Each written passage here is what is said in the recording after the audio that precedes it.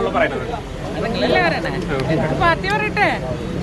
Party പറഞ്ഞ ഉറപ്പായിട്ട് ഞാൻ തന്നെ അല്ല, ഇപ്പൊ ഇത്തവണ സ്വാഭാവികമായിട്ട് കഴിഞ്ഞ 2 തവണ നിയമസഭാ സ്ഥാനാർത്ഥിയായിരുന്നു.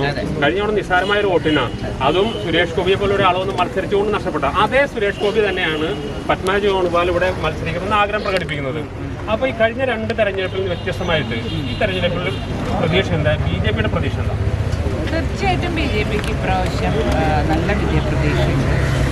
കാരണം ഓരോ പ്രാവശ്യം കുട്ടികൾ കഴിഞ്ഞ ശരിയാണ് കോർപ്പറേഷൻ ഇലക്ഷനിൽ ചെറിയൊരു പാളിച്ച പറ്റി, അതൊന്നും ഉണ്ടാവില്ല.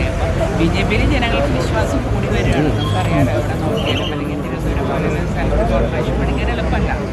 അതുകൊണ്ട് തന്നെ എനിക്ക് വളരെയധികം വിജയപ്രതീക്ഷയുണ്ട്. ബി.ജെ.പി ജയിച്ചാൽ തീർച്ചയായിട്ടും വികസനം, കാരണം വികസനം എങ്ങനെ നടത്താം എന്നറിയുന്നൊരു കുടുംബത്താണ് ഞാൻ വരുന്നത്. എനിക്കത് ചെയ്യാനറിയാം. തീർച്ചയായിട്ടും തൃശ്ശൂരിലെ ജനങ്ങൾക്ക് വേണ്ടിയിട്ട് ഞാൻ അവരുടെ കൂടെ തന്നെ ഉണ്ടാവും. ഈ കോൺഗ്രസിന്റെ വോട്ട് പിടിക്കാൻ